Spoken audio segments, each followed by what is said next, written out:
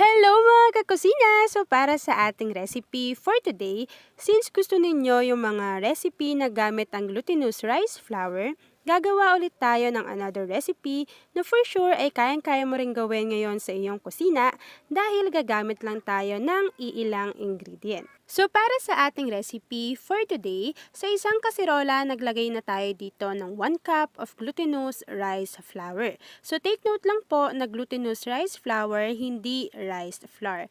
Magkaiba po yun kasi yung rice flour ay yun yung dinurog or giniling na bigas at yung glutinous rice flour naman ay giniling na malagkit na bigas.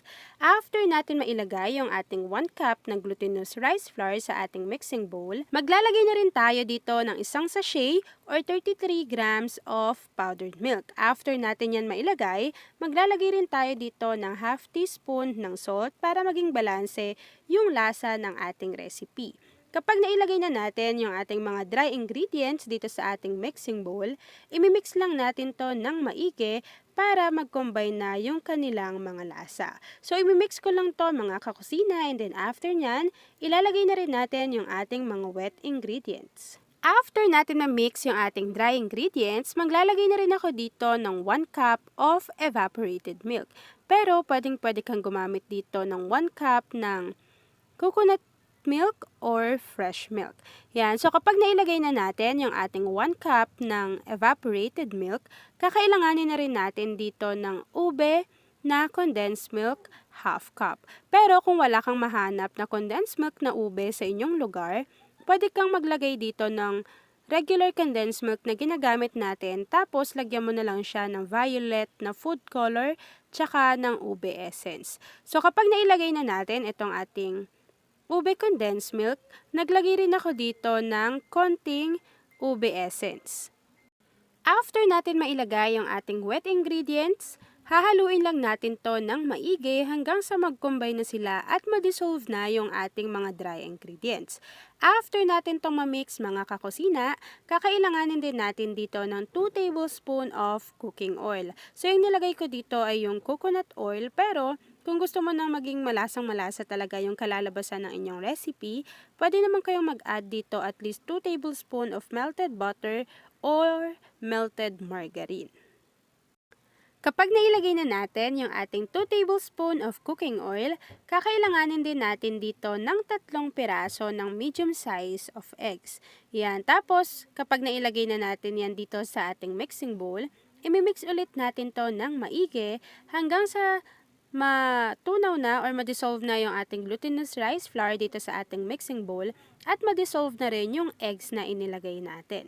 Ayan, so yun lang yung mga kakailanganin nating ingredients dito mga kakusina, at kapag napagsama-sama na natin siya dyan, siguraduhin ninyo na mamimix nating maigi yung ating mga mixture. Ayan, tapos after nyan, kakailanganin na rin natin dito ng molder. So ang gagamitin ko ay yung cake pan na 8 inch yung kanyang size. So, pwede naman kayong gumamit ng lianeras na maliliit para mas mabilis ding maluto yung inyong recipe. Ayan, so itong lianera or cake pan na gagamitin ko ay pinahiran ko lang siya ng cooking oil, tapos nilagyan ko lang din siya ng baking paper. Ayan, tapos ayan, sinukat ko lang siya para maging kasya dito sa ating cake pan. Ayan, so kapag nagawa nyo na yan mga kakusina, sasalain lang natin itong ating mixture dito papunta sa ating cake pan, and then after nyan, kakailanganin na natin ng 1 cup of freshly grated na young coconut. After adding ng ating coconut dito sa ating mixture, ikakalat lang natin siya dito sa ating ube mixture. Tapos, pwede na tayong magpainit ng ating kawali, tapos lalagyan lang natin yon ng wire rack. Iinitin muna natin siya or pakukuluan natin yung ating water sa ating improvised na steamer. Kapag kumukulo na yon mga kakusina, pwede na natin tong isalang doon in low-medium heat, and then lulutuin lang natin to continuously in low-medium heat. Tapos, mga after 30 to 35 minutes, i-check ninyo yung inyong mixture kung mayroon pa bang sumasama na mixture doon sa inyong toothpick. Pero pag wala na, meaning luto na yung ating recipe. Yan, so lulutuin ko lang to dito mga kakusina and then after nun, ipapakita ko na sa inyo kung ano yung natapos nating recipe for today. So habang hinihintay natin na maluto yung ating mixture, please don't forget to like and follow yung ating Facebook page, Kusina ni Angel, at kung meron ka ring Instagram, paki-follow na rin ako doon, Kusina ni Angel. At kung gusto mo pang matuto pa ng iba pang mga recipe, o kaya naman gusto mo pang mag-share ng mga niluluto mo everyday, pwedeng-pwede kang sumali sa ating Facebook group, andyan lang yan sa ating Facebook page.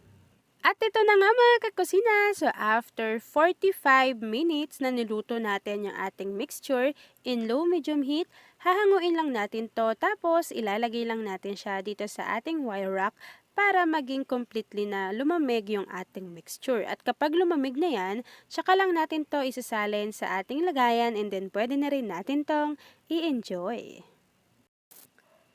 At ito na mga kakusina, tapos na ang ating no bake and no oven na ube makapuno glutinous rice cake.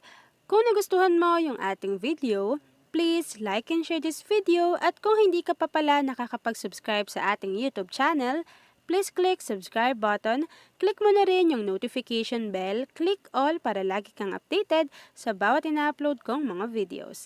Yun lang mga kakusina, thanks for watching and enjoy this video!